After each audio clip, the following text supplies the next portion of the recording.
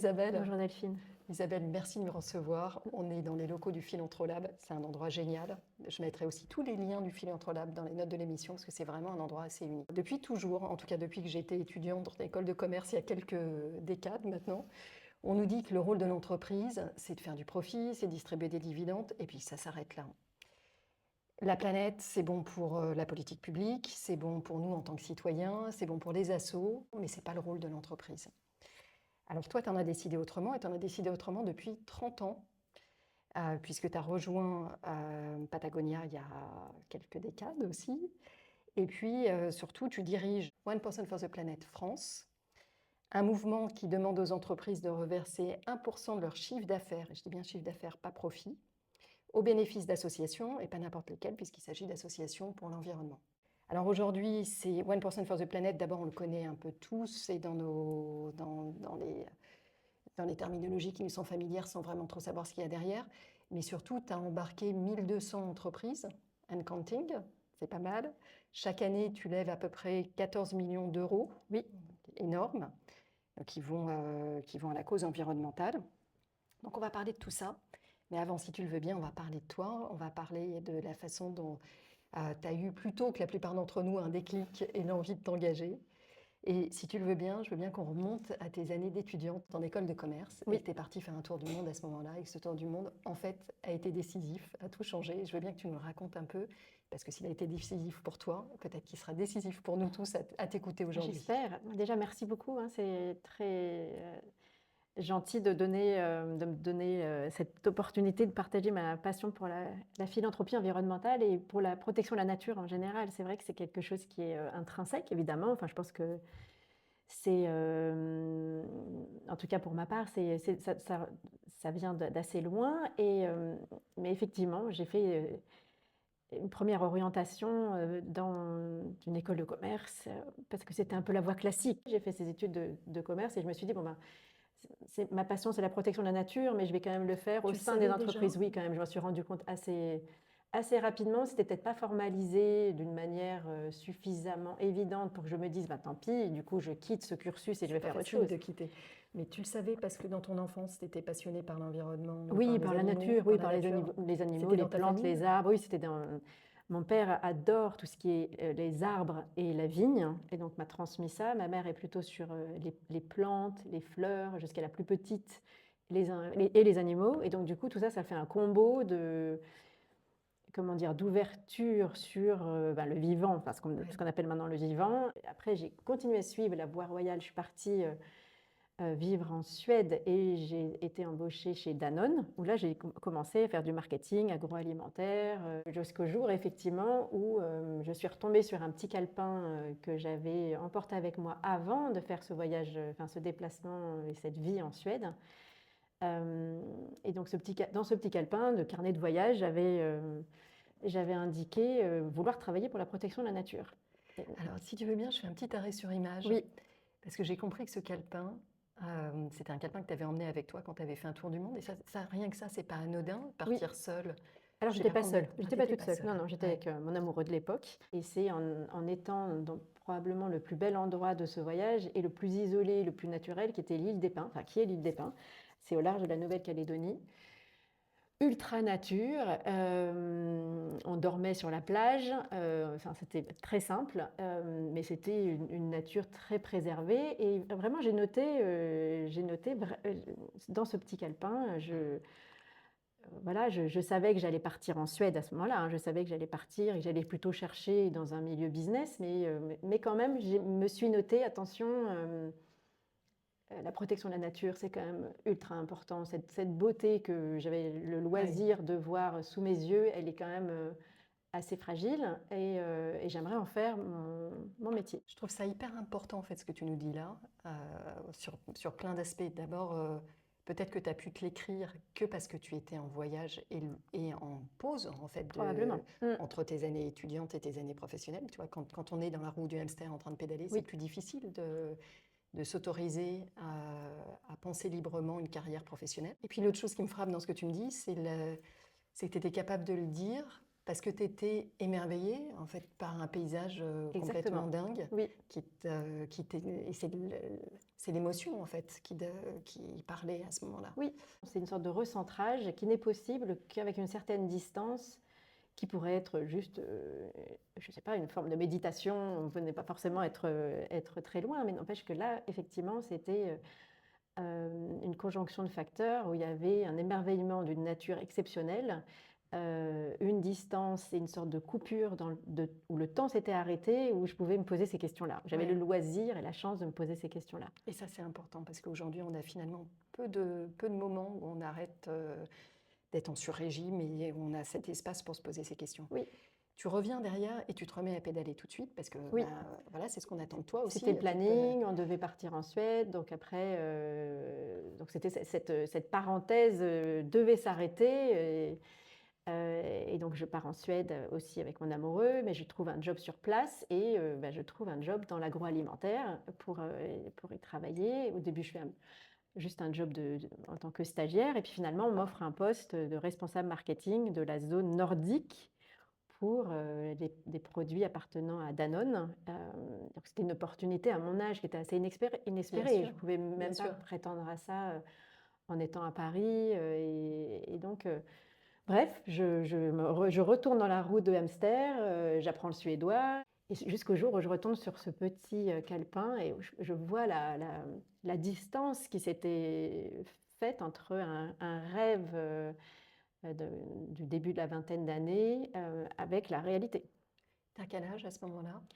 Combien d'années t'as passé J'ai passé 2 ans et demi en Suède, donc là, je suis encore très jeune, hein, à ce moment-là, j'avais 24 ans. La vie en Suède versus la vie à l'époque parisienne n'avait Bien sûr, rien à voir. bien sûr. Donc, Stockholm, une capitale beaucoup plus accessible à la nature. À l'époque, donc voilà, évidemment, tout se faisait à vélo. Ce qui se fait maintenant à Paris, se faisait il y a 40 ans ou il y a 30 ans, depuis bien longtemps dans les pays nordiques. Et un état d'esprit très respectueux de la nature dans tout ce dans tout ce que mes contacts pouvaient faire sur place.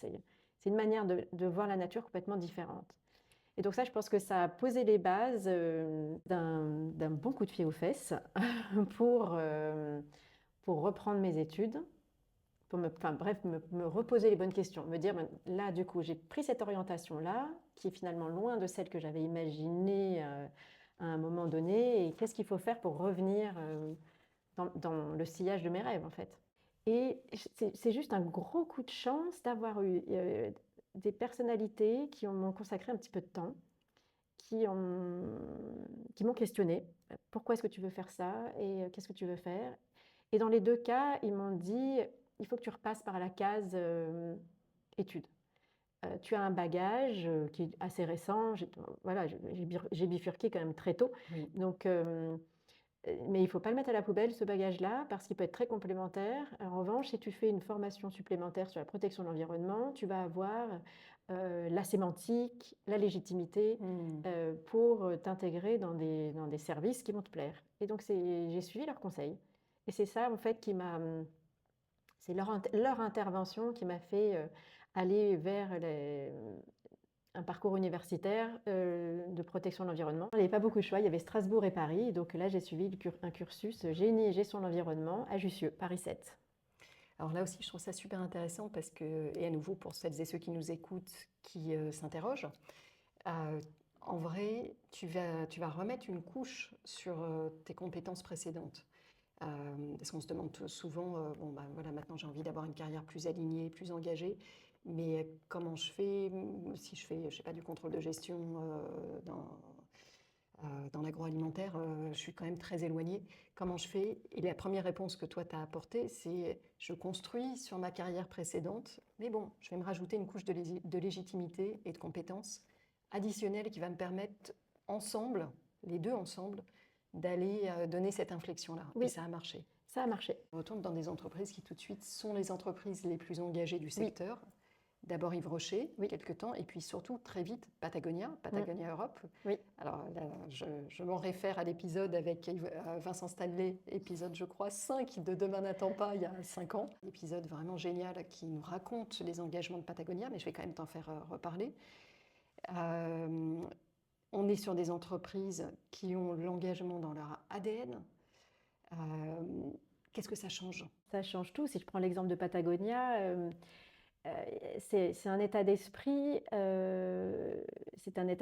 ultra constructif en fait, avec la possibilité donnée aux salariés de faire des propositions tous azimuts, euh, avec l'idée que la réduction de l'empreinte est l'objectif. Et donc ça permet, bon, moi j'avais la chance du coup d'être au départ dans un service, j'ai pas tout de suite commencé sur la partie environnementale, j'étais au départ à la communication, mais avec une portion de mon travail qui était sur l'environnement. Et au fur et à mesure que Patagonia a grossi dans le temps, ma partie responsabilité sociale et environnementale a pris beaucoup plus de part jusqu'à être Bien sûr. 100% de mon job. Du coup, en étant chez Patagonia, et avec Yvon qui crée le 1% pour la planète aux États-Unis, assez rapidement, en fait, de manière naturelle, les entreprises européennes se sont dit comment est-ce que je fais pour rejoindre ce mouvement, et elles ont contacté la filiale de Patagonia basée en Europe pour en savoir plus. Donc on a commencé à avoir des coups de fil d'entrepreneurs qui ont voulu rejoindre le 1%. Et donc, dans mon job est devenu le fait, la responsabilité d'expliquer ce qu'est le 1%. On a commencé à faire croître le mouvement au sein de Patagonia, puis après, il y a une structure qui a été créée séparément. Mais oui, c'était vraiment les tout débuts du 1%. Alors, Patagonia, c'est bien sûr la responsabilité étendue sur leurs produits, c'est 1% for the Planet. Et puis aujourd'hui, c'est aussi le fait d'avoir donné à une fondation actionnaire l'intégralité des actions de Patagonia. Donc ça aussi, c'est quand même une troisième rupture Oui. qui est drôlement importante. Et Yvon Chouinard a dit cette phrase désormais célèbre: la Terre est désormais notre seul actionnaire. Tu nous dis, moi je le ressentais au quotidien parce qu'on avait une grande liberté de mettre en place tout ce qu'on voulait pour réduire notre empreinte, voire plus, pour accompagner toute forme de protection de l'environnement. Au départ, c'était ne pas causer de dommages inutiles. C'est ça. Et puis utiliser le monde des affaires pour inspirer et trouver des solutions à la crise environnementale. Et ça, on parlait quand même une mission inscrite et partagée. C'est le début des années 2000, c'était hyper précurseur. Oui. Et vraiment, en tant que salarié de Patagonia, on se sentait investi cette mission-là, qui est quand même pas fréquente dans le monde du business. Sur la partie cause no unnecessary harm, donc ne pas causer de dommages inutiles. Quand on est au service communication de Patagonia, évidemment, on parle des produits, on les met en avant, mais on met aussi en avant les engagements qui étaient surtout d'avoir déjà dans un premier temps fait un premier audit des fibres utilisées par Patagonia. Ça, c'était au début des années 90. Et donc, toutes les fibres utilisées, dans le monde du textile, c'est assez classique, il y avait du coton, du polyester, du nylon, de la laine. Donc, c'était une demande d'Yvon, clairement. Je veux savoir quelle est notre empreinte et ce qu'on peut changer. Et là, ils se sont rendus compte et peut-être que Vincent Stanley te l'a raconté aussi, qu'il y avait deux fibres qui étaient particulièrement problématiques et sur lesquelles il y avait des solutions, à savoir le coton, qui au tout début, donc, ils utilisaient comme tout le monde du coton conventionnel. Et le polyester. Et donc sur le coton, donc quand Yvon s'est rendu compte qu'il y avait un tel impact environnemental ultra néfaste, à la fois sur la biodiversité par rapport à la culture, sur les paysans qui cultivaient le coton avec beaucoup de morts dues aux pesticides chaque année, plus ça allait jusqu'à un de ses magasins. Quand les gens sortaient les t-shirts des pochettes plastiques pour les mettre en rayon, quand je dis les gens, c'est les salariés, ils s'étaient rendus compte qu'ils avaient des maux de tête, qu'il y avait probablement des produits chimiques qui n'étaient pas tout à fait corrects. Bref, il y avait quand même un certain nombre de signaux d'alerte, pas vraiment faibles, mais bon, qui étaient assez alignés pour dire qu'il y avait un souci. Et donc là, il a décidé de passer à 100% sur du coton bio. Et donc ça, c'était à partir de 96. Oui, très tôt. Hyper tôt. Et l'autre fibre qui a été analysée, c'était le polyester. Et de la même manière, le polyester, c'est du pétrole. Bien sûr, du plastique. Et ils se sont rendus compte qu'il y avait une fibre, un moyen d'utiliser au moins, de réduire l'empreinte en utilisant des matières recyclées de bouteilles plastiques. Alors, je trouve ça important en fait de se redire ça parce qu'on va bientôt se parler de 1% for the Planet qui est d'abord une politique de mécénat. Oui. On le sait, le cœur du problème, il est en général à 80% en amont dans la matière première. Il est dans les champs, Oui. un peu dans les magasins, dans la façon dont on produit l'électricité, tout ce que tu veux, mais quand même beaucoup dans les champs. Complètement. Donc ce travail-là qui a été mené par Patagonia de façon exemplaire parce que très tôt,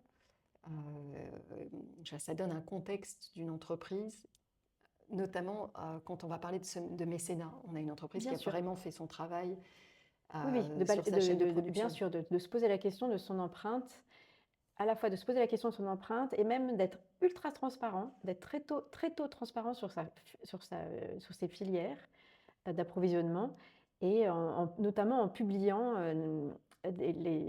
sur un mini-site qui avait été créé par Patagonia sur son propre site, quelle est l'empreinte en dioxyde de carbone, en eau et en kilos de déchets par produit, donc avec des produits un petit peu emblématiques, un t-shirt, une polaire, etc. Et en montrant ce qui était bien et ce qui n'était pas bien. Et donc ça, c'est début des années 2000. C'était une manière un peu risquée de s'exposer. Bien sûr. Parce que ça pouvait amener des questions sur, tiens... et le reste. Et le reste, ou bien est-ce que par exemple, le duvet n'est-il pas problématique? Donc ça pouvait vraiment exposer beaucoup plus la marque. Mais effectivement, la partie réduction de l'empreinte était intrinsèque et à partir du moment où les dirigeants, ceux qui prennent les décisions, ont l'information sur un problème environnemental ou social, il y a toujours eu une décision radicale qui a été prise. Mais c'est vraiment dans la culture d'Yvan Chouinard. Il a toujours fait ça, avant même de fonder Patagonia. Quand il faisait des pitons et qu'il s'est rendu compte que les pitons endommageaient les fissures et le rocher qu'il émettait pour grimper, il a trouvé un autre système de petits outils qui s'intègrent dans les fentes sans endommager les fissures. Donc, c'était déjà un état d'esprit je vais faire du business, mais je vais pas, c'est pas à n'importe quel prix. C'est hyper important ce que tu nous dis là.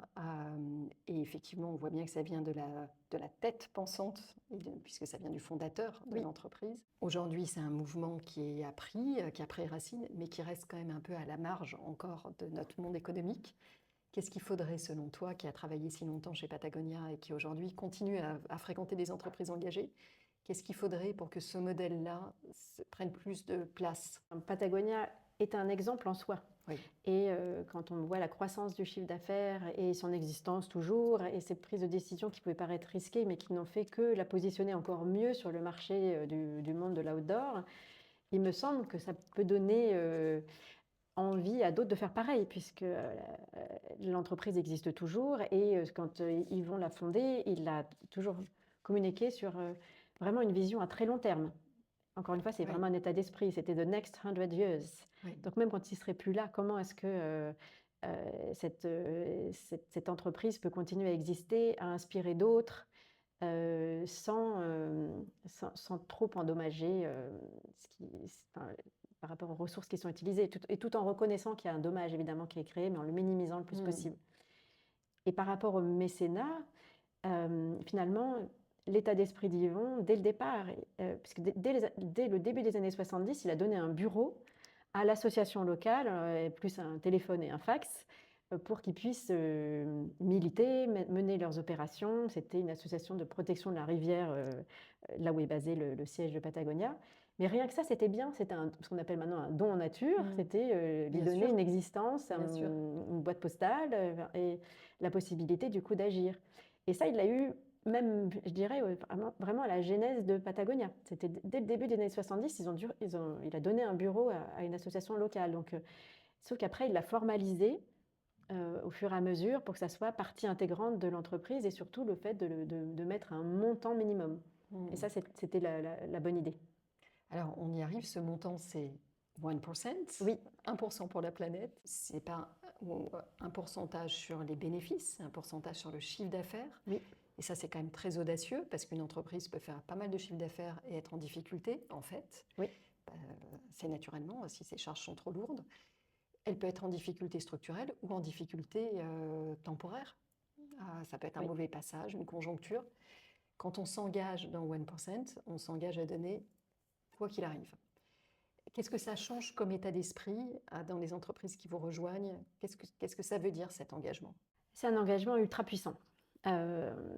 Évidemment, quand on s'engage à donner 1% de son CA, qu'on soit une start-up qui commence, qui n'a pas encore de chiffre d'affaires, mais qui met ça dans son business plan, ou une entreprise qui fait déjà, qui a une assise sur le marché, ça marque la volonté d'une générosité et d'un angle différent pour faire du business, dès le départ. Forcément, on ne fait pas du business pour la même raison, en fait, puisqu'il y a un reversement qui est lié à la vente du produit. Et même au-delà de ça, en fait, c'est dans la gestion de ses collaborateurs. Pour l'avoir vécu chez Patagonia, c'est pas du tout la même chose de travailler pour une organisation où on sait que son job va générer 1%, va générer de la philanthropie pour soutenir des causes environnementales. Ça pourrait être d'autres causes, mais qui va en tout cas être généreuse pour des sujets qui sont des sujets de société et qui nous interpellent. Donc c'est vraiment une grosse différence et un mindset vraiment significatif sur une gestion de son entreprise. C'est aussi pour ça que la plupart des entreprises qui sont membres, enfin, je dirais 99%, elles sont des entreprises familiales. Alors, c'est ce que j'ai vu. Beaucoup d'entreprises qui sont des PME/ETI, enfin, donc des belles entreprises, on va dire de taille moyenne. Il y a finalement peu de grands groupes qui... Il n'y a pas de grands groupes, en fait. Il y en a pas. Au maximum, il y a des entreprises de taille intermédiaire. Et il y en a quelques-unes. Et donc, et après, on passe assez rapidement à des PME, mais beaucoup de TPE. En fait, le 1% est une mini représentation du tissu entrepreneurial français. Est-ce que tu regrettes qu'il n'y ait pas de grands groupes? Comment t'expliques ça? Je l'explique surtout par le processus de décision et par la question du partage de la valeur, qui est évidemment plus facile à mettre en place quand il y a on va dire entre 1 et 5 actionnaires. Après, ça devient plus compliqué. Et notre travail aussi, à nous, quand on va voir des entreprises, c'est plus facile de parler à quelques décideurs ou décideuses versus que ça doit passer Bien sûr, en par conseil plein de process. d'administration, bien sûr. Donc, oui, donc effectivement, c'est principalement des entreprises familiales qui ont un engagement aligné. Et dans la plupart du temps, le mécénat est une part de l'engagement en responsabilité sociale et environnementale. C'est un volet. La plupart du temps, les entreprises, elles veulent être cohérentes sur leurs différents engagements et le mécénat est une portion. Je comprends. Donc, ce qui te paraît assez structurant, c'est la gouvernance de l'entreprise, plutôt une gouvernance familiale, c'est la taille, des secteurs que tu trouves plus promptes à venir chez toi que d'autres? En fait, alors nous, on milite pour tout le monde à 1%. On va pas rejeter un secteur ou un autre, à part ceux qui sont classiquement rejetés par l'investissement socialement responsable, mais ça n'est jamais arrivé qu'une entreprise de l'armement soit allée vers nous. Les secteurs vers lesquels on va avoir peut-être le plus de résonance, c'est les secteurs qui sont plutôt vers l'agriculture biologique, par exemple, les produits de consommation d'alimentation ou de cosmétiques, pas forcément bio d'ailleurs, mais en tout cas des produits de consommation sur lesquels la distinction et le fait d'avoir un engagement philanthropique qui puisse être affiché peut être assez déterminant. Parce que le 1% permet quand même de montrer un engagement philanthropique énorme. 1% du CA, c'est beaucoup. Mais c'est extrêmement... Ça a la chance, avec ce petit logo très reconnaissable, ça a la chance d'être ultra lisible. On comprend en une seconde, même si on ne sait pas si c'est 1% du chiffre d'affaires ou 1% des bénéfices, si on est un consommateur ou un citoyen, c'est pas facile. tout le monde ne sait pas quelle est la différence, mais du coup, quand même, on comprend qu'il y a un engagement environnemental, que c'est pour la cause environnementale. Il peut y avoir des marques qui rejoignent le 1%, on peut aussi avoir un périmètre restreint, c'est-à-dire qu'effectivement, Oui, ça peut pas être, bien sûr. pour Ça peut des être une groupes qui ligne ont de plusieurs produits. milliards, ça devient très compliqué parce que ça fait beaucoup. Nous, on serait très contents, mais ça fait beaucoup. Mais il y a la possibilité de cibler un périmètre Mm. restreint qui permette aussi à des plus grandes entreprises de tester un petit peu le Oui. modèle et de se dire, on va mettre plutôt cette marque-là qui va Oui. porter le message 1%, qui va porter la philanthropie et autour duquel les collaborateurs vont comprendre le cadre de cet engagement environnemental. Après, il peut y avoir des marques qui se disent, bon là ce produit-là, j'ai du mal à réduire son empreinte pour plein de raisons, pour des raisons de sécurité. Oui. En revanche, le positionner sur du mécénat, par contre, je peux le faire. Donc, Oui. puisque je ne peux pas réduire son empreinte, encore une fois, pour plein de raisons, en revanche, je peux être généreux. Donc, parfois, les choix, ça va vraiment être une discussion que font en général des directions marketing, une direction RSE Mm. et un gérant ou une gérante de l'organisation. Est-ce qu'il t'est arrivé de refuser des marques parce que tu trouvais qu'ils n'avaient pas fait leur boulot sur tu vois, sur leur propre outil de production? Oui, ça nous arrive. Alors, on a un process. En gros, quand mon équipe et moi, quand on commence à se gratter la tête, c'est-à-dire que si on a une demande avec une marque, on se dit quand même, là, c'est un peu tiré par les cheveux, soit parce que le périmètre est un peu bizarre, est trop restreint, soit parce que la marque peut être problématique par rapport à des engagements passés, soit parce que c'est vraiment un secteur où on n'est pas à l'aise avec. Et dans ce cas-là, donc quand nous, on commence à se poser un petit peu trop de questions, dans notre gouvernance, on a 15 administrateurs qu'on fait travailler par groupe de travail. Et donc, on a un GT éthique et transparence qui est questionné, justement, pour que ce grattage de tête et ces questions qu'on peut se poser puissent être non pas seulement juste au niveau du staff, mais puissent être élargies à la Donc là, ils sont gouvernance. 15 à se gratter la tête. Voilà, du coup, mais en général, il y a voilà, enfin, bref, ça devient une décision Oui. consensuelle d'un cercle plus large et qui comprend nos 3 parties prenantes, à savoir des entreprises, des associations et des partenaires médias. Mm. Donc la décision représente bien ce qu'est le 1%. Je comprends. Alors, mettons que tu m'aies pas exclu, que je suis une Oui. entreprise et que tu me donnes le droit de participer à 1% for the Planet. Comment est-ce que ça se passe? Il y a 2 manières. Soit on a la chance de se rencontrer, on peut t'expliquer exactement comment ça se passe et on le fait. Et on fait d'ailleurs pas mal d'événements en France pour générer ces rencontres, générer ce partage, expliquer que le principe du 1% est ultra simple. Tu définis un périmètre, c'est toute l'entreprise, une marque, voire une gamme. C'est là-dessus que je veux mettre mon 1%. Et après, en gros, après une phase administrative qui est la signature d'un contrat entre nous, c'est une lettre d'engagement où justement ce périmètre va être Mm. inscrit. Tu t'engages pour l'année fiscale. C'est automatiquement reconductible ou pas. On peut décider que ça On peut en puisse être sortir. revu chaque année. Et tu t'engages à reverser 1% de ton chiffre d'affaires à des associations que nous, on a présélectionnées. On a 850 associations en France qui sont agréées, qui peuvent recevoir ce 1%. Donc, c'est un réseau d'associations qui travaillent sur tous les sujets environnementaux globalement. Biodiversité, pédagogie active Super. au contact de la nature, santé, environnement, le climat. Enfin, franchement, ça couvre quasiment tous les champs. Toi aussi, tu peux avoir détecté une association sur ton territoire, te dire, ben moi, en fait, je travaille depuis un certain temps avec telle association. Ben, nous, on va l'étudier, on va vérifier qu'elle est conforme, qu'elle est Oui. éligible. On va l'intégrer comme association agréée. À partir de ce moment-là, toi, en tant que membre, une fois que tu es rentré en tant que membre, tu vas pouvoir la financer, celle-ci et ou d'autres. Je comprends. Tu vas pouvoir décider toi-même de l'allocation de ton 1%. C'est ça, c'est ça. Mon engagement, c'est de mettre 1% de mon chiffre d'affaires et de l'allouer à des causes environnementales. Par contre, je reste maître des associations auxquelles je décide d'allouer, mais je me repose sur toi pour et c'est quand même un sacré bénéfice. Oui. Je me repose sur toi pour le travail de vérification de la solidité de l'association, de sa gouvernance, parce que bon, dans le monde associatif, il y a eu aussi des travers. J'ai moyen d'embarquer mes salariés, de faire plus que faire un chèque. Clairement. En fait, la philanthropie, c'est un outil extraordinaire pour engager ses collaborateurs dans une politique de RSE en général et le mécénat en particulier. Donc nous, on milite beaucoup pour cet engagement des collaborateurs par différents systèmes, ne serait-ce que d'organiser la décision philanthropique que ça soit fait avec les collaborateurs, mais ça peut même aller au-delà, hein. Toutes les parties prenantes de l'entreprise peuvent être engagées. Ça peut être avec tes clients, ça peut être avec tes fournisseurs donc, et les collaborateurs. Enfin, on peut tout imaginer en fait, avec des modules de vote ou de comités qui intègrent différentes parties prenantes. Tu peux faire en sorte que tes choix philanthropiques soient consensuels, n'engage pas que toi, mais engage le reste de l'entreprise. Donc oui, oui.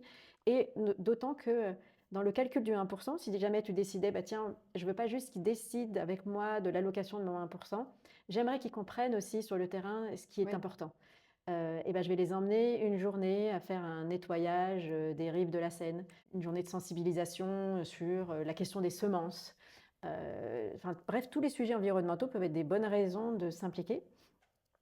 Planter des arbres, quoi que ce soit. Enfin, il y a plein de planter des haies avec des agriculteurs. Il y a plein de choses possibles. Et ce temps-là peut se compter dans ton 1%. Tu peux mettre la moitié de ton 1% Tu peux faire dans... du mécénat de compétences. Exactement. En fait. Ou alors, tu as, comme Patagonia, décidé que même ça ferait partie intégrante de ta politique RH en ressources humaines de te dire, si je permets à mes salariés de partir travailler pour une association, ils vont à la fois se former sur des sujets environnementaux et tellement valoriser le temps que l'organisation m'a permis d'avoir pour progresser, que je suis encore plus attachée à cette entreprise. Donc, chez Patagonia, à l'époque où j'y étais, on pouvait partir pendant 2 mois en étant rémunéré. Ça faisait partie de...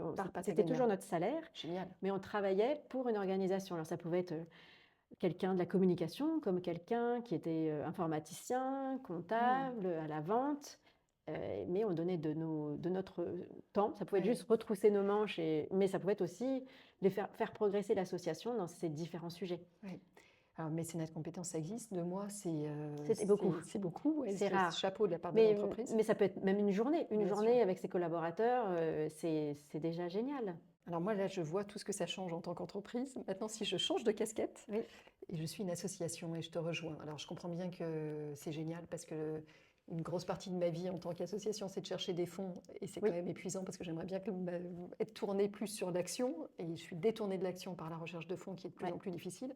Donc déjà, je t'adore si je suis une association pour commencer. Mais qu'est-ce que ça change d'être chez toi au-delà du chèque? Est-ce que tu fais vivre ta communauté d'associations? On essaye en tout cas. En fait, effectivement, hein, le travail intrinsèque de recherche de fonds, il est toujours dans les mains de l'association. Hein. Ça, on ne va pas la remplacer à 100%. Donc, les associations agréées sont reconnaissables parce qu'elles ont un logo qui est identique à peu de choses près à celui des entreprises qui sont donatrices, mais elles ont le logo récipiendaire, bénéficiaire. Super. Donc, de manière évidente, n'importe qui veut être généreux et donner 1% de son chiffre d'affaires ou même juste faire un don, en choisissant dans notre sourcing d'associations, parce que c'est open source, ils savent que ce sont des bons choix de toute façon.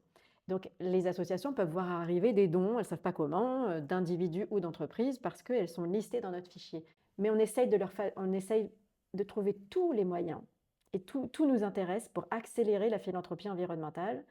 Ça va d'organiser des appels à projets. Donc, on en a un gros par an. Et par cette présélection qu'on peut faire, donc en gros, on a plus de 200 candidatures à l'appel à projet pour la planète. 220 candidatures cette année. On va en présélectionner 40. Donc, en gros, c'est la crème de la crème des projets qui sont classés par thématique environnementale et qui vont venir se présenter chacun 7 minutes lors des rencontres pour la planète et pour une transition juste et démocratique les 6 et 7 octobre. On facilite le travail des mécènes de présélection des projets parce qu'on leur facilite leur choix philanthropique en présélectionnant et en leur mettant à disposition des porteurs de projets qui vont même être formés au pitch. On les forme au pitch avant de les jeter dans l'arène.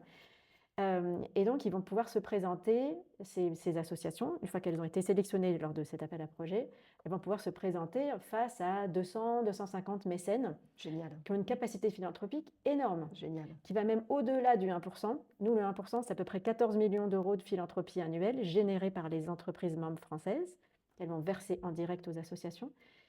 Mais l'événement des rencontres pour la planète rassemble bien au-delà. C'est l'événement de philanthropie environnementale en France. Et donc, il y a les membres qui peuvent être là ou ne pas être là, mais qui sont les bienvenus. Mais on invite des fondations, des fonds de dotation, des entreprises qui peut-être même ne font pas encore du mécénat, mais qui sont curieuses.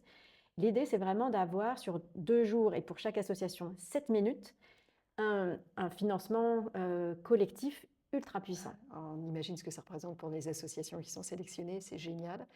J'ai compris que tu avais levé 2,2 millions ou quelque C'est chose ça, comme ça oui. sur les dernières rencontres pour la planète, donc en 2025. Génial, bravo, 2 millions et quelques en 48 heures, c'est quand même vraiment Oui, incroyable. on était contents. Ouais, j'imagine.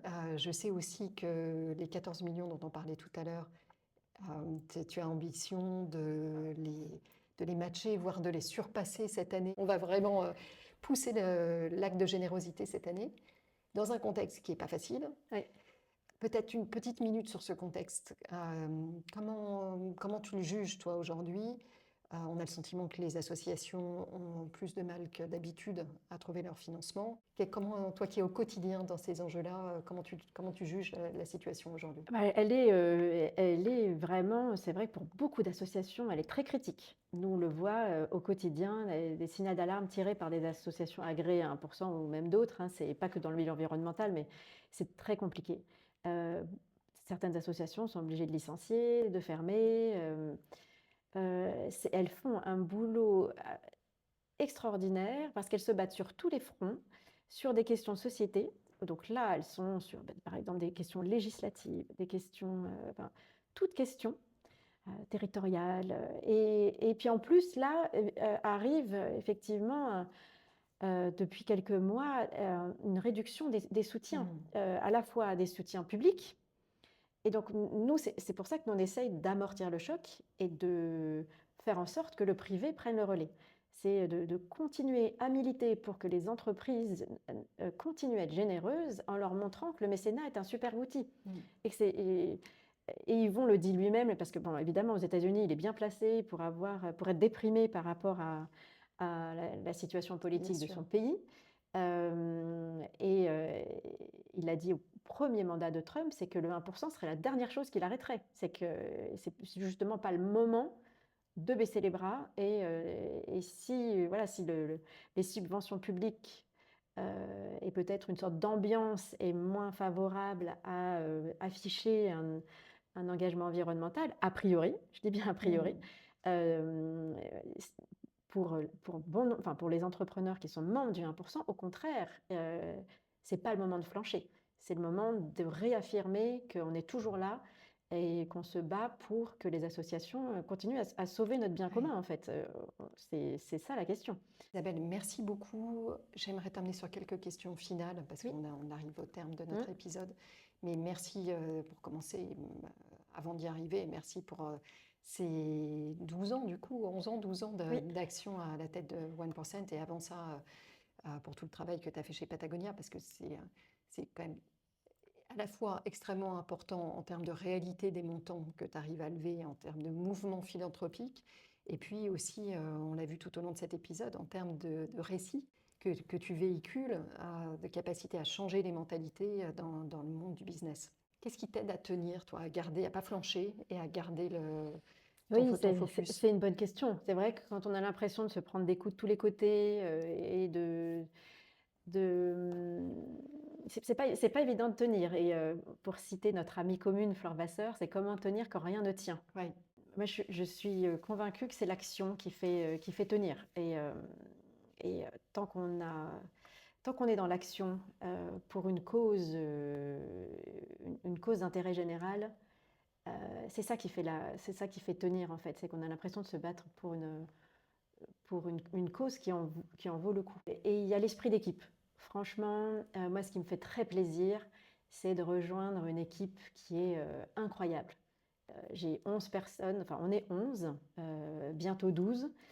Et ça, on se tient les uns les autres, en fait. On se soutient et on est dans l'action perpétuelle.